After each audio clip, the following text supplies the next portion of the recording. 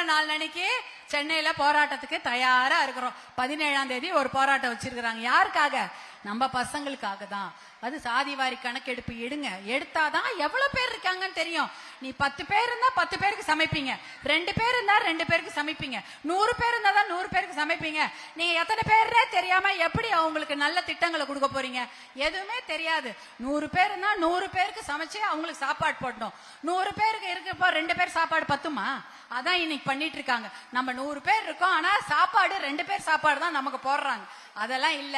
ஒழுங்கா கணக்கு கெடுத்து அவங்க சாதிவாரி கணக்கெடுப்பு எடுத்து எத்தனை பேர் இருக்காங்களோ அத்தனை பேருக்கும் இடப்பங்கீடு, எங்க உரிமையை எங்களுக்கு கொடுங்க அப்படின்னு கேக்குறாங்க. அதே மகளிர் உரிமை நமக்கு கொடுக்கணும். நீங்க பாருங்க, MP MLA எலெக்ஷன் முடிஞ்சிரும்.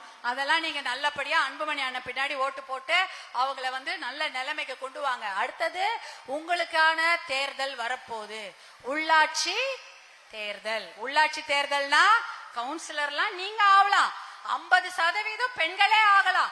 உங்க ஊர்ல 20-30 வார்டு இருந்தா இல்ல 15 வார்டு பெண்கள் தான் வர முடியும். ஒரு 200 ஓட்டு 300 ஓட்டு வாங்கினா தாராளமா நீங்க வார்டு மெம்பர். எல்லாருமே கவுன்சிலர் ஆகலாம், எல்லாருமே வார்டு மெம்பர் ஆகலாம். நிறைய பேர் யூனியன் மெம்பர், ஒன்றிய கவுன்சிலர். அது 5000 ஓட்டு, 500 ஓட்டு, 50,000 ஓட்டு. 50,000 ஓட்டு கவுன்சிலர் தெரியுமாமா? எல்லாருக்கும் நீங்க ஓட்டு போடுற இடத்துல இருந்து நீங்க உங்க ஊருக்கு ரோடு போட்டுக்கலாம், லைட் போட்டுக்கலாம், பஸ் விட்டுக்கலாம். உங்க கையில ஆட்சி வரும். ஏமா புரியுதா நான் சொல்றது? புரிஞ்சுக்கோங்க, நீங்க ஞாபகம் வச்சுக்கோங்க. உள்ளாட்சி தேர்தல் வருகிறது. அதுல ஒற்றுமையாக இருந்து நீங்க எல்லாம் ஜெயிச்சீங்கன்னா உங்கள பாதி பேரு கண்டிப்பாக கவுன்சிலர் ஆகும், சேர்மன் ஆக வரலாம். வந்தீங்கன்னா உங்க ஊருக்கு லைட் நீங்க போட்டுக்கலாம், உங்க ஊர் பாதுகாப்பு நீங்களே பாத்துக்கலாம். சரிங்களா? எத்தனை பேருக்கு அந்த ஆசை இருக்குது? எத்தனை பேருக்கு ஆசை இருக்கு? கை தூக்குங்க பாப்போம். Super super, very good very good. ஏன் மேடையில் இருக்கவங்க சும்மா இருக்கீங்க? கை தூக்கிறது இல்லையா? ஆல்ரெடி நீங்களா கவுன்சிலரா? சரி, இருந்தா எல்லாரும் வரலாமா? இப்ப கூட தமிழ்நாட்டுல 70% பேர் மகளிர் தான் கவுன்சிலராகவும் வார்டு மெம்பராகவும் இருக்காங்க. 70% பேர். அப்ப 100 பேர்ல 70 பேர் பெண்களாவே இருக்காங்கன்னா எவ்வளவு பெரிய விஷயம். அதனால நீங்க அதெல்லாம் ஞாபகம் வச்சுக்கிட்டு எல்லாரும் எந்த நிலைமை, பெண்கள் நினைச்சா முடியாது ஒண்ணும் கிடையாது.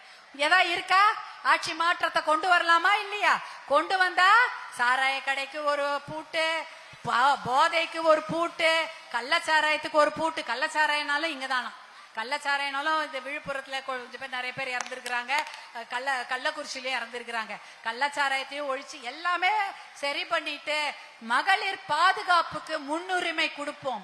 அதே போல நம்மளுடைய குழந்தைங்களுடைய படிப்புக்கு, வேலைக்கு, இலவச மருத்துவத்துக்கு முன்னுரிமை கொடுப்போம் என்று கூறிக்கொண்டு, என்றுமே உங்கள் பின்னால் சிங்க பெண்களே, உங்க பின்னால அன்புமணியோடைய தங்கைகள் எல்லாம் நாங்கெல்லாம் ஒன்னா இருக்கிறோம் என்று கூறிக்கொண்டு, இவ்வளவு நேரம் நீங்க பொறுமையா கேட்டதுக்கு என்னுடைய மனமார்ந்த நன்றியை நான் தெரிவிச்சுக்கிறேன்.